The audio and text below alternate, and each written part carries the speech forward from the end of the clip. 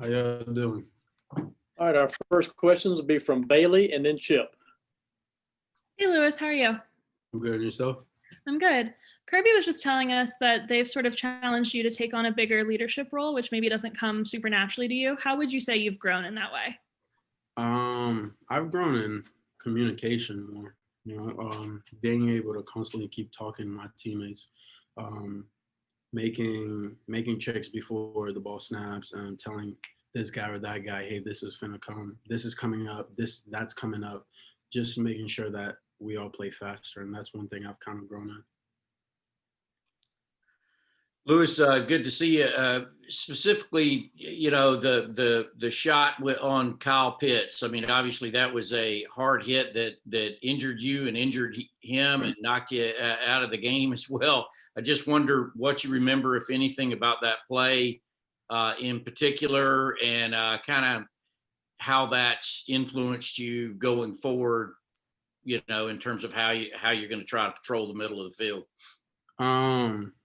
I mean, there's nothing I could do about that at the end of the day. I feel like I did hurt my team by, me getting targeting and exiting the game. But I'm just looking forward to, playing, constantly playing fast and playing to the way I know I can play. And that's really all I can say about that. Let's go to Seth Emerson and then Mark Weiser. Lewis, I don't know if this is a kind of a defensive coordinator question, but when you're facing so many offenses that are explosive, try to be explosive, pass a lot, how do you, as a player, strike a balance between keeping them in front of you, but also trying to be an aggressive unit? I feel for one, you got to know what they're trying to do. And that's really what's important. You got to know what they're trying to do, because a lot of teams have do a lot of trickery and show you this so you can bite on it and expose you in the back end. And I feel like you can never go wrong with protecting back there and, just rallying forward to everything. Lewis, getting back to the play with Pitts, I wondered if you reached out to him at all just to kind of say, hey, he was a football player or whatever, because I know Mark Webb and him are tight from back in the day at home. No, I haven't got the opportunity to reach out to him, but I'm happy to know that he's doing better now, and he's going to be able to play for his team going forward. So I'm happy to hear about that. Let's go to Jillian and then Palmer. Hey, Lewis, do you see this game against South Carolina as maybe a chance for revenge at all after last year? Revenge? I wouldn't use the word revenge, but I would say redemption, of course. Our goal is to, of course, win, and our goal is to play to our standard, and that's what we're planning on doing. And yeah. Lewis, yesterday when we talked with Channing, he kind of gave off the impression that it seemed like some of the defensive miscues are because people aren't on the same page. In terms of communication, do you feel like everyone's on the same page, and do you think that's an area where y'all can do better? Communication is always important, man, in life and in football. And one miscommunication can lead to a bust, and it could cost a defense, it cost a team. But one thing I always say is you can never, what's the word I'm looking for? Over communicate. You have to over communicate, and that's really important in the game of football. Let's go to Jake and then Connor. Lewis, you've kind of been the source of a number of big hits this season. Has that kind of always been your game, or is that something that's maybe developed of late? What's kind of your mentality there when it comes to those bone-jarring type hits? My mentality is just playing fast, football is supposed to be played fast, supposed to be played physical. That's how it's always been. And I've never shied away from contact or showing the real, how aggressive I am when playing the sport. And I've always played like that from Pop Warner to high school and even now. And I don't plan on changing the way I play anytime soon, but it's just playing the game safer. I'm learning new things, learning new ways to keep myself safe, keep other people safe. So that's one thing I'm going to be implementing going forward. What have both you and I guess the defense as a whole missed the most about not having Richard out there?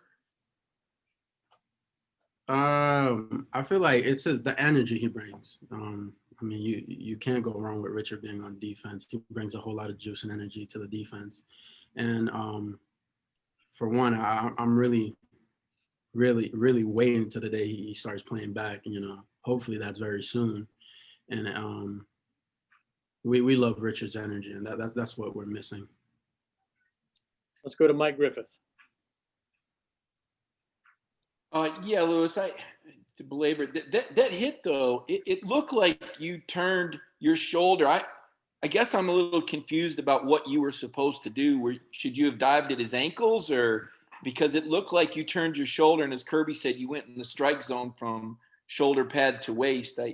I'm having a hard time understanding what you could have done differently there. Can you explain that?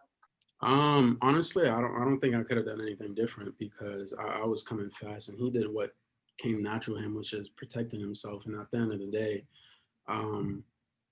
the call was made. I mean, there's not much I can do about it now. I mean, what's done is done, but now is just making sure that doesn't repeat itself again. We've got time for a couple more if anybody wants to jump in. Yeah, following up on where you said it's never a bad thing to over communicate, do you feel like y'all are over communicating, or do you feel like y'all are under communicating, if that makes sense? We're definitely over communicating. Not to the way where to confuse people or to mess people around, but to make sure that everyone's on the same page.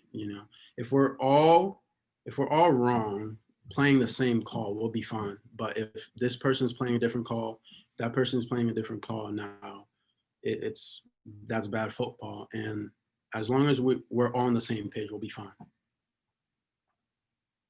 I was going to follow up on that, Lewis, and ask you as well. I mean, they sent that receiver over the middle. I mean, doesn't the offense bear some responsibility of putting a guy over the middle, running at you full speed in another direction? I mean, isn't that kind of part of why you hit somebody hard, to maybe discourage them from running across the middle at you?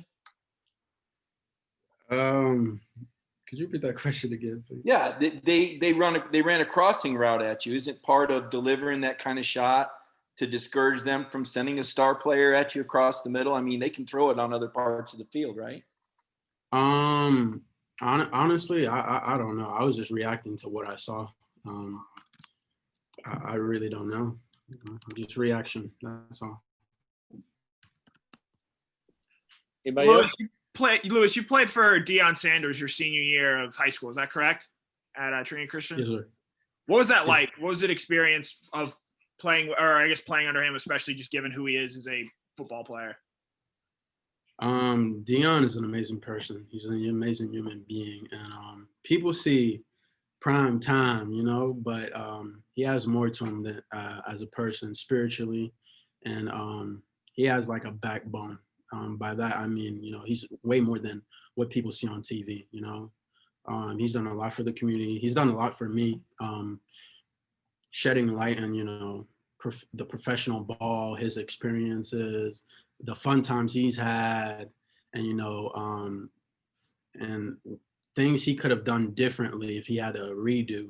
And all those things I make sure I soak in, take in, because sooner or later I'm gonna be in, the same footsteps, or not footsteps, but kind of I'm gonna be in the next level going to the league, God willing. And there's everything he said, I'm gonna be able to see it, and hopefully do the right things.